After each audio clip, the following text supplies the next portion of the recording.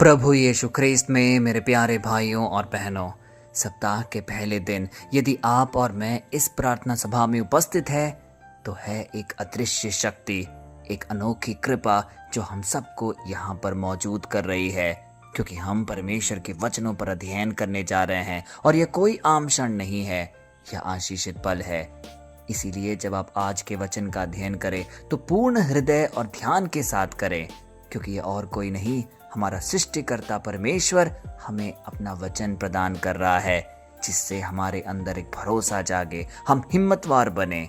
तो आइए आज के वचन का अध्ययन करें, जो कि लिया गया है भजन संहिता से, अध्याय 56 पद संख्या 3 और 4, और वह इस प्रकार है। जिस समय मुझे भय लगेगा मैं तुझ पर भरोसा रखूंगा, परमेश्वर की सहायता से मैं उसके वचन की प्रशंसा करूंगा। जिस पर मेरा भरोसा है मैं ना डरूंगा, कोई प्राणी मेरा क्या कर सकता है। प्यारे भाई और बहनों, कितना शक्ति देने वाला है ये वचन। एक एक लाइन जब आप पढ़ेंगे तो आपको अंदर से एक सुकून मिलेगा कि आपका परमेश्वर आपके साथ है। लेकिन हमें याद रहे, यह भजन की एक ऐतिहासिक पृष्ठभूमि भी है और वह खौफनाक है। दाऊद यह भजन तब लिख रहा था जब वह राजा शाऊल से अपनी जान बचाकर भाग रहा था और दुश्मनों ने चारों ओर से उन्हें घेर लिया था। दाऊद अकेला था, घिरा हुआ था, सब लोग उसकी जान के प्यासे थे। वह यह वचन किसी सुरक्षित महल में बैठकर नहीं, बल्कि मौत के साए में बैठकर लिख रहा था। लेकिन उसके अंदर एक सुकून था, क्योंकि वचन यह दिखा रहा है, क्योंकि वह कह रहा है, जिस समय मुझे भय लगेगा मैं तुझ पर भरोसा रखूंगा। दाऊद यह ढोंग नहीं कर रहा कि उसे डर नहीं लग रहा, वह बहुत ही सहजता और ईमानदारी से स्वीकार कर रहा है कि हाँ, मुझे डर लग रहा है, लेकिन मैं परमेश्वर पर भरोसा रखूंगा, क्योंकि वह मुझे आगे चलाएगा। सबसे पहला शिक्षा हमें यह मिलता है कि जब भी हमारे जीवन में किसी भी प्रकार की विपरीत परिस्थितियां होती है, जब हमें डर लगता है, एक अनिश्चितता का दौर चलता है, सबसे पहली बात, हम उसे स्वीकार नहीं करते। हम यह नहीं मानते कि हम डरे हुए हैं, क्योंकि जब तक हम अपनी निर्बलता को, दुर्बलता को नहीं मानेंगे, तब तक हम परमेश्वर पर भरोसा नहीं कर सकते। क्योंकि यदि हम हमेशा अपने सामर्थ्य पर ही विश्वास रखेंगे तो हम गलत रास्ते पे चल पड़ेंगे, क्योंकि हम समझेंगे कि जो कुछ मुझे मिला है सब मेरे कारण मिला है। लेकिन जब हम डरते हैं, जब हम अपने आप को नम्र स्तर पर एक कृतज्ञ हृदय से पिता परमेश्वर के सम्मुख उपस्थित रखते हैं, तब वह हमारे जीवन में महान चमत्कार करता है, क्योंकि हम उस पर भरोसा रखते हैं। प्यारे भाई और बहनों, आज जब राजा दाऊद कह रहे हैं, परमेश्वर की सहायता से मैं उसके वचन की प्रशंसा करूंगा, तो अर्थ स्पष्ट है। बिना परमेश्वर की सन्निधि से, बिना उसके कर्म से हम कभी वचन की घोषणा या प्रशंसा नहीं कर सकते, क्योंकि हमारी आत्मा निर्बल है, हमारा शरीर दुर्बल है। हम तभी ताकतवर बन सकते हैं जब परमेश्वर हमारी सहायता करेगा, जब वह हमारे साथ साथ चलेगा। और वह कब होगा? जब हर दिन हम परमेश्वर की सन्निधि में कुछ पल बिताएंगे, उसके वचनों पर अध्ययन करेंगे।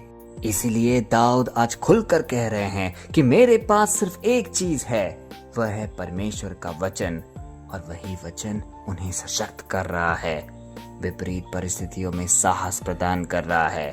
प्यारे भाई और बहनों, आज के इस वचन की सुंदर शिक्षा यह है कि जब भी हम परेशान हो, हमारे परिवार में संकट छाए, हमारी आर्थिक स्थिति में कोई तंगी हो, हमें कुछ और नहीं बल्कि परमेश्वर की शरण में जाना है, पवित्र बाइबल को खोलना है और वचनों पर अध्ययन करना है, क्योंकि वही एक तरीका है जिससे हम सहायता पा सकते हैं, जिससे हम संपूर्णता तक पहुंच सकते हैं, क्योंकि परमेश्वर हमारी सहायता जरूर करेगा और तब हम वचन की प्रशंसा करने लगेंगे, ठीक वैसा जैसा राजा दाऊद आज इस वचन में कह रहे हैं। प्यारे भाई और बहनों, आज बहुत से मसीही सोचते हैं कि डरना एक पाप है, इसीलिए वे अपने डर को अंदर छुपाते हैं।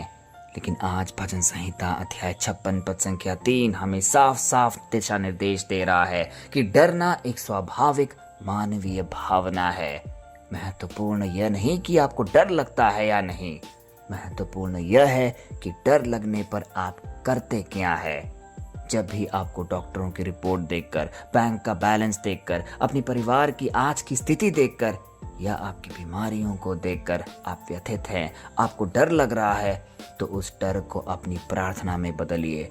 उसे प्रार्थना की वेदी पर लेके जाइए। घुटने टेक कर पिता परमेश्वर से वह सब कुछ कहिए जो आपको परेशान करता है, और फिर देखिएगा किस प्रकार परमेश्वर आपके जीवन में चंगाई बहाएगा और आपकी सहायता करेगा। तो आइए इस आश्रय वचन को अपने हृदय में संजोकर एक शक्तिशाली प्रार्थना अपने हृदय से पिता परमेश्वर को समर्पित करें और बोलें, हे सर्वशक्तिमान पिता परमेश्वर, आज हम तेरे वचन से परिपोषित हुए हैं। आज हमारे अंदर एक अलग सी सुकून दौड़ रही है कि तू हमारी सहायता करेगा। वचन घोषणा में तू हमारे साथ रहेगा। हे प्रभु, हमें हमारी उस घबराहट, अविश्वास और इंसानी डर के लिए क्षमा कर, जिसके कारण हमने कई बार परिस्थितियों को तुझसे बड़ा समझ लिया और रातों की नींद हमारी उड़ गई। हे प्यारे यीशु, आज इस सभा में जितने भी भाई बहन उपस्थित हैं, जो भी डर, व्यथा या जो भी परेशानी वो अपने हृदय में संजो कर रखे हैं, तेरे पवित्र और सामर्थी नाम से वह सारी प्रॉब्लम्स दूर हो जाए। आपकी कृपा आज इस प्रार्थना सभा में बहने लगे, क्योंकि हम वह लोग हैं जो हर दिन एक नियमित समय पर तेरे वचन की घोषणा करते हैं, उस पर अध्ययन करते हैं। तेरी कृपा हम पर बरसे। जो भी बीमारी से ग्रसित है उन्हें चंगाई मिले। हे परमेश्वर, हम तेरे हर एक वचन को अपने दिल से लगाते हैं। हमारे आज की जो भी दिक्कत हो, चाहे वह आर्थिक, पारिवारिक या किसी भी कमी से हम जूझ रहे हो, हम तेरे नाम से उसे बहुतायत में बदलते हैं। हे पिता परमेश्वर, हमेशा हमें अपने साथ रखना। यीशु के पवित्र, जीवित और सबसे सामर्थी नाम पे ये सारे निवेदन हम मांगते हैं। आमीन। प्यारे भाइयों और बहनों, याद रखिए, यह दुनिया चाहे आपको डराने के लिए कितनी भी पैतरे अपनाए, चाहे कितनी भी बड़ी आंधियां क्यों ना आपके सामने आए, जिस यहोवा ने आपकी नाव को थाम रखा है वह आपको कभी डूबने नहीं देगा।